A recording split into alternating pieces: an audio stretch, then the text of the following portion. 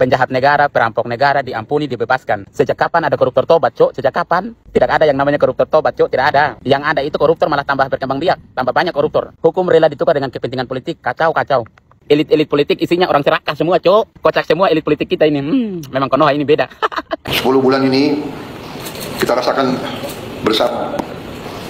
Adalah 10 bulan yang sangat penuh dengan karya, dengan kerja, dengan prestasi. Oke, prestasi. Luar biasa, Pak. Kebijakan Bapak itu telah membuat rakyat bahagia. Sampai menangis-nangis rakyat itu, terharu memiliki presiden seperti Bapak. Bapak itu adalah presiden yang sangat memikirkan rakyat.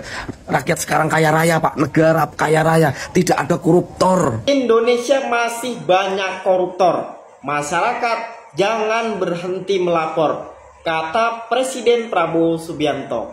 Nah, pertanyaannya, kira-kira kalau masyarakat melapor kasus korupsi dan sudah terbukti, nanti yang ditakutkan Bapak beri abolisi lagi dan amnesti. Indonesia mau taruh muka di mana, Pak? Malu, Pak. Malu sama masyarakat internasional, Pak. Kok bisa ya ada negara yang bebaskan koruptor? Seorang presiden bebaskan koruptor di negaranya sendiri. Bisa ya? Ternyata hanya di Indonesia, Pak. Dan di zamannya Bapak.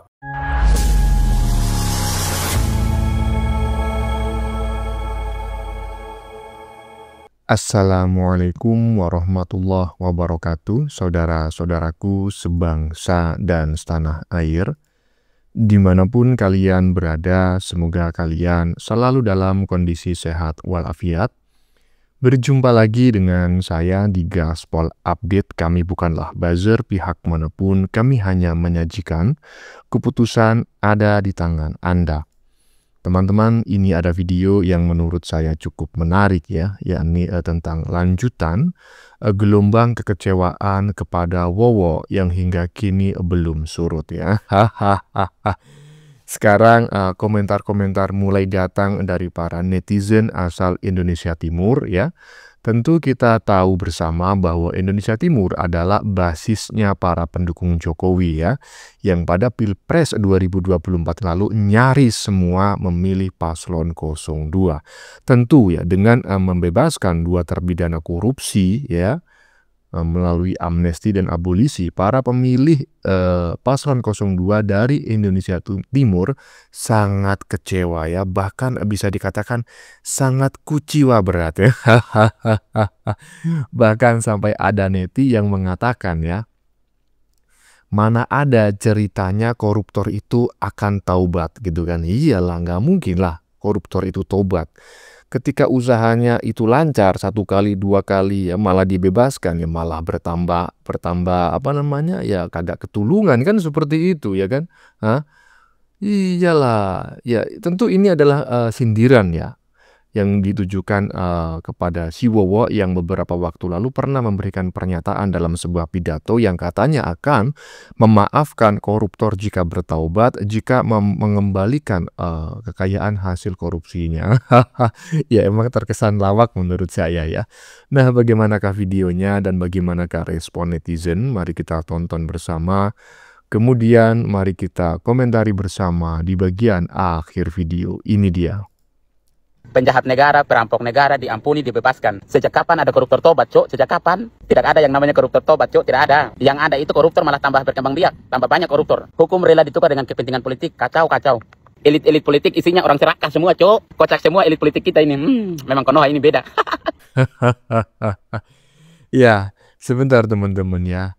Ini banyak sekali kata cok begitu. Nah, mungkin teman-teman bisa memberikan pemahaman kepada saya, apa sih maksudnya gitu loh. Apakah sama dengan bahasa Jawa dialek Surabayaan ya gitu. Saya nggak ngerti soalnya teman yang barusan berbicara ini adalah orang Indonesia Timur gitu ya. Intinya kalau itu mengandung kata-kata yang kurang sopan ya, saya memohon maaf, tolong dimaklumi, tolong di-skip dan jangan diikuti ya. Tetapi terkait pernyataannya mengenai mana ada sih koruptor yang taubat, nah ini saya sependapat nih ya kan. Teman-teman pernah nggak mendapati seorang mantan koruptor gitu ya, jadi seorang koruptor yang sudah bertaubat? Pernah nggak tahu gitu loh. Setahu saya sih nggak ada koruptor itu yang bertaubat kecuali di penjara, kemudian jabatannya dicopot gitu ya, baru dia berhenti korupsi. Kenapa? Bukan taubat, tapi karena nggak ada kesempatan lagi. Lanjut, lanjut. 10 bulan ini kita rasakan bersama adalah 10 bulan yang sangat penuh dengan karya, dengan kerja, dengan prestasi. Prestasi. Oke, prestasi. Yang pertama, kebijakan Natuna ya yang dikelola bersama dengan Malaysia. Takut nih ya. Yang kedua, ya, perihal kebijakan pemblokiran rekening jika tidak dipakai 2 bulan. Yang ketiga, kebijakan tanah jika tidak ada laporan atau pensertifikatan selama waktu tertentu akan dikuasai negara. Yang keempat, kebijakan yang luar biasa dari Bapak Presiden adalah membebaskan kedua koruptor. Kebijakan yang lain juga mungkin dirasakan masyarakat ya, luar biasa Pak. Kebijakan Bapak itu telah membuat rakyat bahagia sampai menangis-nangis rakyat itu terharu memiliki presiden seperti Bapak. Bapak itu adalah presiden yang sangat memikirkan rakyat. Rakyat sekarang kaya raya Pak, negara kaya raya, tidak ada koruptor. Rakyat senantiasa sejahtera, negara kita makmur, bahan pokok murah, pendidikan baik ya. Sudah banyak lagi pembangunan yang Bapak bereskan. Bapak turun ke jalan-jalan menemui rakyat, memeluk rakyat, mendengarkan aspirasi rakyat. Hebat Pak Prabowo, hebat. Iya, saya tidak mengerti ya apa dasarnya pernyataan bahwa 10 bulan ini Indonesia ini semakin maju lah, kurang lebih seperti itu. Kebijakannya penuh dengan perjuangan ya, pro rakyat dan lain-lain ya. Teman-teman bisa menganalisisnya sendiri ya kan. Cuma saya bingung gitu loh, 10 bulan ini emang apa yang udah dilakukan gitu kan. Kok sepertinya apakah laporan yang disampaikan kepada si Wowo ini memang keliru ataukah si Wowo sendiri yang nggak ngerti lah saya gitu ya. Emang 10 bulan ini ada apa gitu loh di Indonesia yang membanggakan gitu loh, yang ada justru membagongkan seperti yang disampaikan oleh Mas Frahen Wijaya barusan. Lanjut. Indonesia masih banyak koruptor. Masyarakat jangan berhenti melapor, kata Presiden Prabowo Subianto. Nah, pertanyaannya, kira-kira kalau masyarakat melapor kasus korupsi dan sudah terbukti, nanti yang ditakutkan Bapak beri abolisi lagi dan amnesti. Bukankah Bapak pernah bilang kalau koruptor mau bertobat maka akan diampuni? Maka dari itu rakyat sekarang semakin takut untuk melapor karena ada abolisi dan amnesti. Nah, apa pendapat teman-teman? Gimana mau melapor Bapak? Aduh, ini mah koclak Bapak, ya kan? Jangankan melapor yang udah jelas-jelas ya kan, ditangkap oleh Kejaksaan Agung, ditangkap oleh KPK, penyelidikannya itu si Sekjen moncong kura-kura Pak. Itu bukan 1 tahun 2 tahun ya, mulai tahun 2019, coba bayangin 6 tahun ya kan. Betapa para penyidik sudah melewati berbagai intimidasi dan ancaman ya yang disampaikan ya oleh partai ya itulah ya kan, si kebo-kebo itu ya kan. Nah begitu kasus itu dilanjutkan, kok bisa-bisanya dibebaskan melalui mekanisme amnesti Bapak ya kan. Kemudian importasi gula, kejaksaan dalam menentukan tersangka ya kan, menetapkan tersangka ini nggak mudah, memerlukan banyak bukti gitu loh. Baru ini oke, ini terbukti melakukan tindak pidana korupsi, memperkaya diri sendiri ataupun memperkaya orang lain. Itu aja dibebaskan gitu loh. Apalagi rakyat yang cuma melapor, yang nggak memiliki bukti. Coba bayangin. Aduh, lanjut. Pak Presiden Prabowo Subianto baru hampir 10 bulan Bapak memimpin negara ini. Tapi sampai di sini saja kah nyalimu Pak? Yang dulu Bapak bilang mau kejar koruptor sampai Antartika, terus mau miskinkan koruptor. Cuman sekedar omongan Pak. Masa seorang jenderal begitu? Masa tukang kayu lebih tegas daripada seorang jenderal? Yang betul saja Pak. Indonesia mau taruh muka di mana Pak? Malu Pak. malu sama masyarakat internasional, Pak. Kok bisa ya ada negara yang bebaskan koruptor? Seorang presiden bebaskan koruptor di negaranya sendiri. Bisa ya? Ternyata hanya di Indonesia, Pak. Dan di zamannya Bapak. Baru 10 bulan, Pak. Hampir 10 bulan. Sekitar 15 hari lagi baru. 10 bulan Bapak memimpin. Belum sampai 1 tahun, Pak. Kok jadi begini, Pak? Padahal waktu kampanye dari ketiga kandidat itu yang suaranya paling menggelegar di seluruh pelosok Indonesia untuk tangkap koruptor, untuk kejar koruptor, untuk miskinkan koruptor itu Bapak. Tapi buktinya cuman begini. Kenapa Bapak harus takut dengan dua bangsat itu dan korbankan bangsa dan rakyat Indonesia? Bapak ciut kah?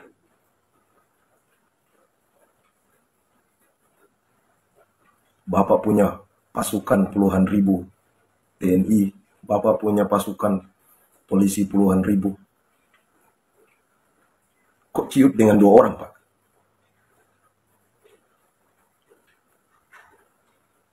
Bapak memerdekakan 2 orang koruptor. Sedangkan rakyatmu nanti menjerit ke depannya, Pak.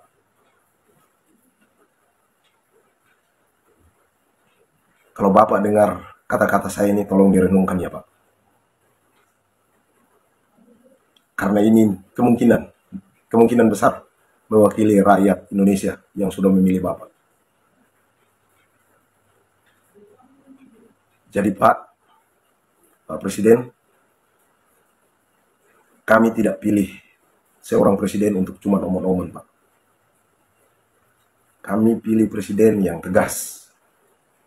Kami pikir itu mungkin Bapak punya suara itu menggelegar dan seakan-akan menggertak koruptor.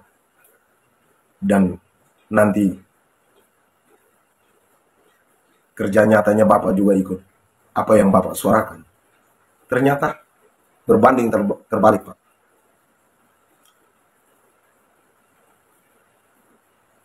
Selama Indonesia berdiri, Pak, baru di zamannya Bapak bebaskan koruptor sebelum dipenjarakan. Padahal sudah divonis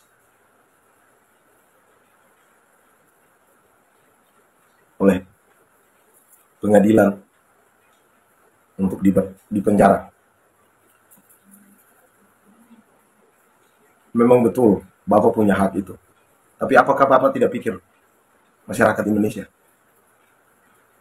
Apakah Bapak tidak ingat pesan Bapak atau janji Bapak untuk mensejahterakan rakyat Indonesia? Atau itu cuma omong-omong, Pak? Pak Jenderal, bangun. Bapak tidurnya mungkin terlalu lelap. Sampai di saat bangun itu Bapak sudah lupa. Lupa dengan kata-kata Bapak sendiri. Come on, Pak, come on. Mana jiwa nasionalisme, Pak? Mana jiwa patriotisme itu, Pak? Tunjukkan. Masa saya sebagai rakyat mau saja merasa malu dengan masyarakat internasional, apalagi Bapak presidennya. Tidak malu kah, Pak, dengan masyarakat internasional?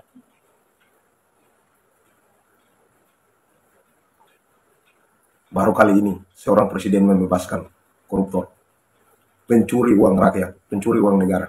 Bapak bebaskan.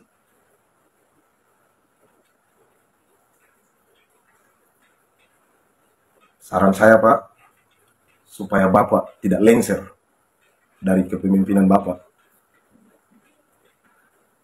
Bapak harus tarik kembali keputusan Bapak tentang membebaskan 2 orang koruptor itu.